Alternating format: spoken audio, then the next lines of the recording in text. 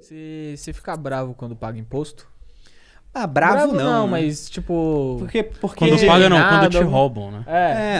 Eu imagino assim, nessa questão do imposto hoje. É a mesma coisa que você sair no meio de uma nevasca e começar a gritar, mas não era pra nevar, né? Os caras vão cobrar imposto. O Estado, ele vai... Eu não consigo simplesmente fugir do imposto. Né? Você tenta fugir do imposto, você vai tomar a sua depois mais cara ainda. Né? Então, faz parte. Só que o uso que fazem do imposto no Brasil é muito ruim. E também, ao falar isso, eu tenho que ter um certo cuidado, porque senão o pessoal vai pensar, não, tá vendo, ó, cobrar imposto não é ruim, a questão é que o uso é ruim. Se usassem bem, só que eu não quero que o Estado forneça um monte de coisa. Eu queria que ele desse só o mínimo ali, né? O essencial. Essencial. Na verdade, depende porque o essencial varia de pessoa para pessoa. Na minha opinião, por exemplo, tinha que ser segurança interna, externa e justiça. É isso, eu sou um liberal minarquista. Mais do que isso, eu acho que a iniciativa privada faz melhor. Porque no mercado, o que acontece? Pegando exemplo com educação. O Estado fornece educação. E muita gente pensa. Né? Ou tenta, né? Ou fornece o que ele chama de educação. O pessoal pensa, o que falta no Brasil é mais investimento em educação. A gente gasta em percentual do PIB mais do que muito país desenvolvido. E aí você vê a educação que dão na escola pública, né? O cara, se o Estado dá educação, vai dar uma educação em prol do Estado, né? Então uma educação mais voltada para o espectro político, que é a favor de um Estado maior. Você não vai ler Mises, Hofbauer, não vai ler nada disso na educação pública. Você vai ler Marx. Nem ouve falar. Ou você nem vai saber que leu, mas você está sendo educado por alguém Sim. que às vezes não leu, mas foi educado por alguém que leu no final das contas, né? Então você vai receber a influência daquelas ideias. Porque é educação pública, a favor de mais Estado.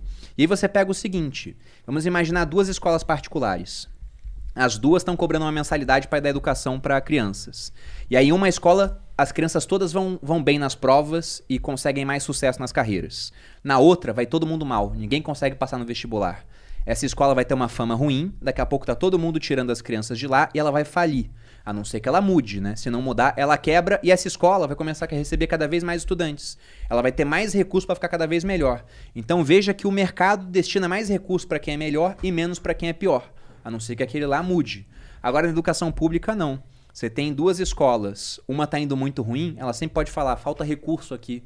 Então o Estado tem um estímulo para dar mais recurso para quem é ruim, perpetuando aquele ciclo.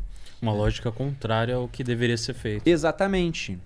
E o pessoal ainda fala assim, não, mas veja bem, é só alinhar como é que vai ser feitas as coisas. Mas, poxa, o funcionamento da máquina pública, ele já é um funcionamento que ele leva a um lado de ser mais ineficiente.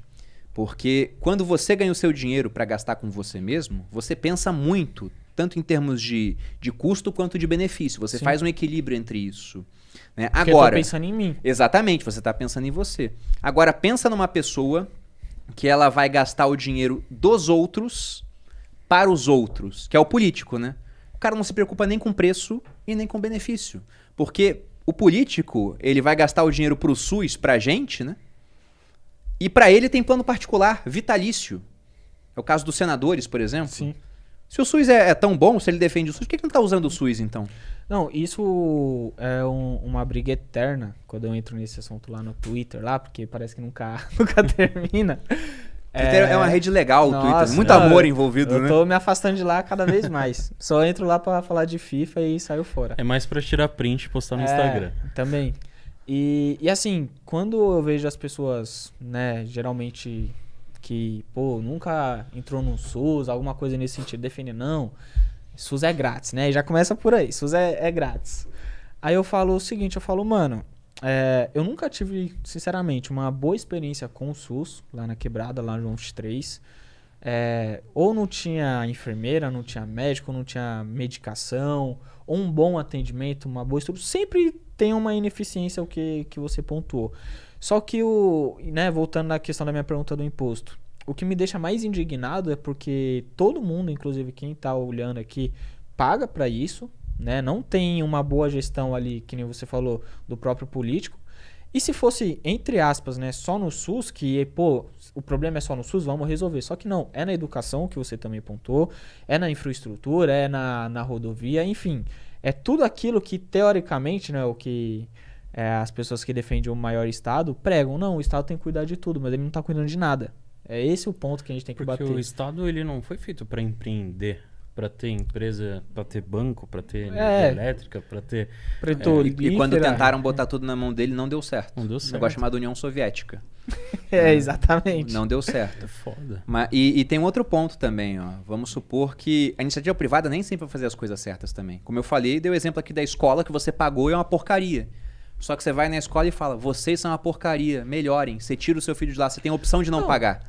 Agora, quando o serviço é público, você nem pode reclamar, porque senão você está desacatando o funcionário público. E eu você não pode ser enquadrado por isso. Eu não entendo como tem gente que às vezes fala, tem que arrecadar mais imposto, tem que...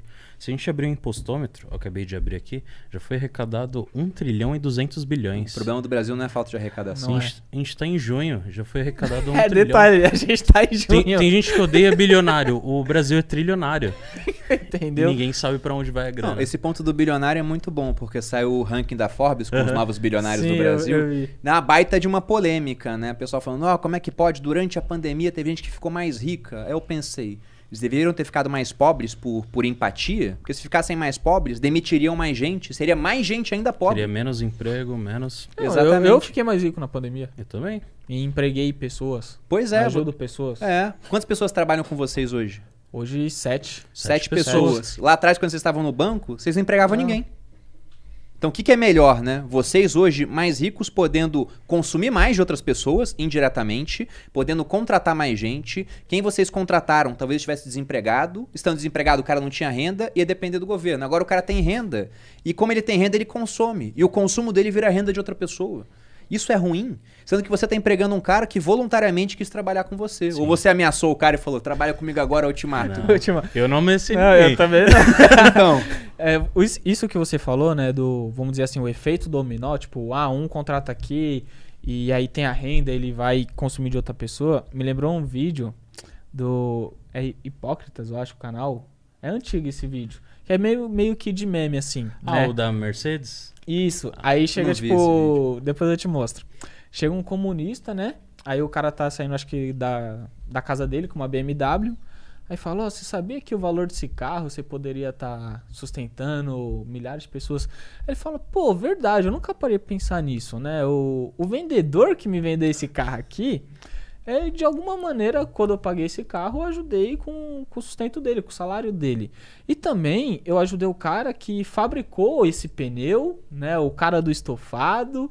E aí ele foi falando todo esse efeito dominó num simples produto, né? E que no final ele falou, cara... O que eu paguei aqui, como que é que ele falou? O valor que eu paguei aqui, eu sustentei gente até de outro país. Porque como que é que ele falou? Essa borracha aqui é feita lá na Alemanha. Só que esse ferro aqui é feito na China. Isso aqui ele falou, nossa, eu tô sustentando o mundo todo e eu nem tô sabendo, tá ligado? Tipo, ele saiu de uma situação que as pessoas falam, bilionários, multimilionários, isso aquilo não deveriam existir. Né, que o capitalismo é o malvadão da parada toda. Ele fala, cara, o capitalismo aqui, né, tá ajudando a sustentar milhares de pessoas num simples produto, que é o produto final, no caso, que eu acabei adquirindo. E no final ele ainda falou, cara, obrigado pela reflexão, mas eu tenho que trabalhar? Você não trabalha, não? Foi. Eu tava tentando procurar aqui, eu não vou conseguir achar agora, mas você pega um iPhone, por exemplo, o iPhone tem peças fabricadas em uns 80 países, pô. Então olha como é que essa divisão do trabalho fez bem, na verdade. Porque hoje a gente consegue ser muito mais especializado, e aí você sendo especializado você produz mais, aí produzindo mais você ganha mais. E, inclusive, pessoas menos especializadas passam a ganhar mais também. Porque você não quer mais gastar o tempo para fazer tudo que você fazia antes, você contrata uma pessoa para fazer isso para você.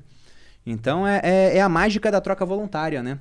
O comunista chega lá e fala, não, esse dinheiro na mão do Estado poderia ser melhor. Com certeza para os políticos seria muito melhor. Esses caras teriam lá a sua lagosta, né? O seu champanhe. Agora, para as pessoas, né? Até o socialista só gosta do governo socialista quando quem tá no poder é o socialista amigo dele. Senão ele não gosta. Que é o parceirinho dele. Senão ele não gosta, porque ele vai ficar na miséria. Agora, na troca voluntária acontece um negócio muito bacana. Ambos os envolvidos ficam mais ricos. Por exemplo, esse exemplo da BMW. O cara foi lá e trocou o dinheiro dele por uma BMW porque ele entende que a BMW vale mais do que o dinheiro. E aí o dono da loja, o vendedor, todo mundo ganhou aquele dinheiro trabalhando lá, porque entende que o dinheiro que está ganhando vale mais do que o trabalho deles. Então, mesmo que um cara tenha perdido o dinheiro, né, em troca da BMW, ele fez aquilo porque ele entendia, isso aqui tem valor para mim. A troca só acontece quando é assim, quando você vê que aquilo que você está pegando tem mais valor do que você está dando. Então, essa é a mágica das livres negociações e quando você tem um Estado metido no meio, quase nunca é livre. E digo mais, né? Não dá pra você medir o valor de alguma coisa que você é obrigado a consumir. Não Falou dá, tudo, pô. não tem Não dá. como. Não tem como medir isso. Né? Então, eu não fico puto quando eu pago imposto, mas o imposto deveria ser muito menor do que é. Porque você abriu o impostômetro aí, aqui no Brasil hoje, mais ou menos uns 35% do PIB são impostos, que já é muita coisa. E o governo gasta tudo isso e ainda gasta mais se endividando. O governo consegue gastar quase 50% do PIB. É um dos países que mais gastam em termos percentuais. E isso, olha o serviço público que retorna pra gente. Dá pra gente falar que é Horrível. público, gratuito e de qualidade? Não tem como. Não dá. Também não posso falar, não, só tem vagabundo no governo. Lógico que não. Tem muita gente empenhada em fazer as coisas acontecerem melhor. Só que é muito difícil que isso aconteça lá dentro, né? É muito É o difícil. mecanismo.